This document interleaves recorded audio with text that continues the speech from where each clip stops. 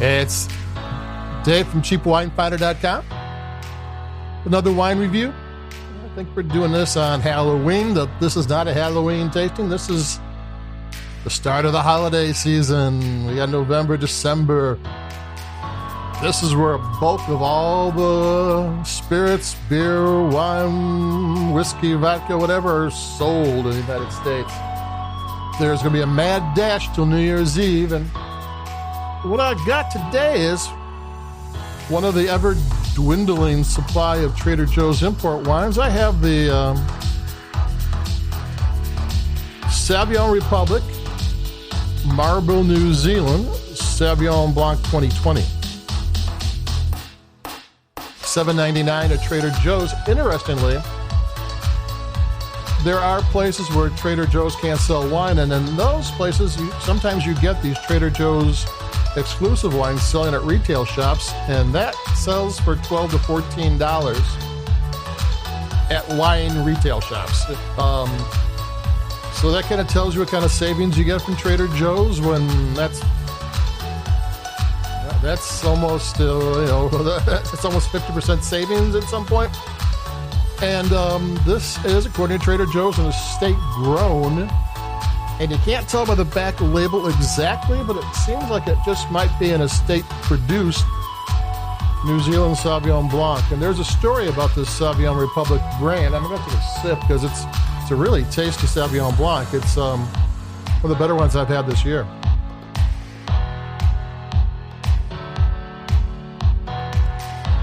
Sauvignon Republic was a brand started in the 2000s. It was going to be a curated brand. They were going to go around and feature Sauvignon Blanc from different locations. I know there was a Russian River one, and there's a valley in Mendocino that is good for Sauvignon Blanc. And I thought Chile and maybe France and this New Zealand. And I can't see much on the internet for any of these wines past 2006, 2007. But for the last 11 years, Trader Joe's been selling the Sauvignon Republic, Sauvignon Blanc New Zealand brand, and it's really good. It had a kind of upscale birthing, and now it's the Trader Joe's brand, but it still seems to be, I don't know if somebody bought the rights or what's going on with it.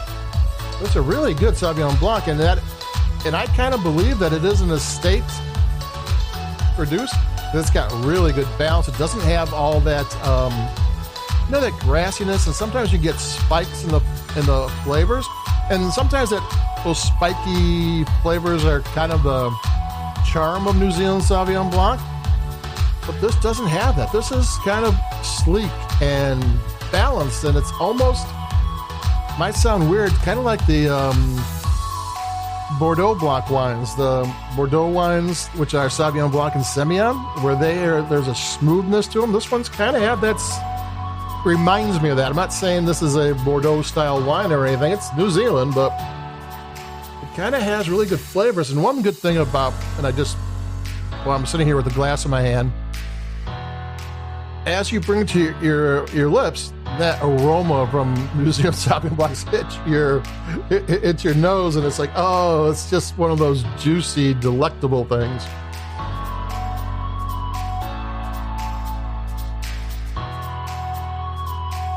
Yeah, another sip. I had it in my hand. What am I going to do? I went to Trader Joe's today just to look at it, and their wine aisle is about half the size it used to be.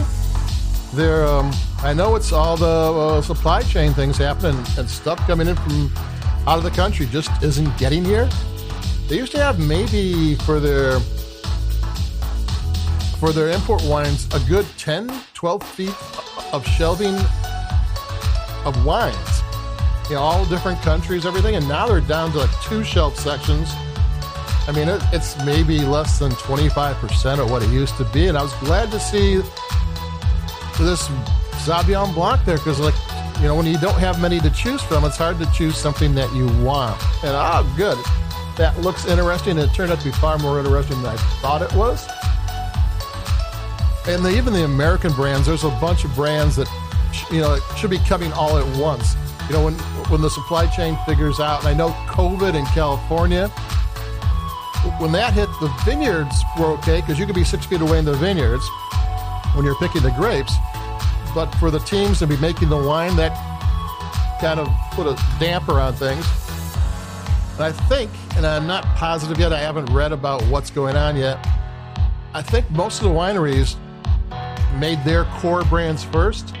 And Trader Joe's, Aldi's, Costco, all your store brands are kind of second wines. They make them after that's the second thing they go for. It's an important part of these wineries' income. And I think that those wines got pushed back. So hopefully the next 2 months, you're going to get a whole slew of your favorite Trader Joe's and Aldi's and Costco wines showing up. Or because you wanted all these 2 months. So that's where, like I said, all the wine buying happens. You don't want them to show up in January, which is kind of, people slow down a bit and start doing New Year's, I'm not going to drink for a month and that type of thing. So another sip, because this is a very tasty wine. This is a bargain at $7.99. I mean, even at the $12 to $14 in the retail shops at the states that can't sell wine at Trader Joe's, it's really competitive then, because this is a solid wine. It's a good Sauvignon Blanc. It's bright, it's alive, it's got full flavor, and it's $7.99. So there you go. That's me, Domain Dave, from cheapwinefighter.com. Like us where you like your podcast, because that'd be a nice thing to do. It'll help us out a lot. And stay cool, keep it cheap. Adios, and I'll be talking to everybody. I found some wines to talk about, even with the supply chain problems. I'm still out there finding stuff, so I'll be talking to you. Bye-bye. Adios.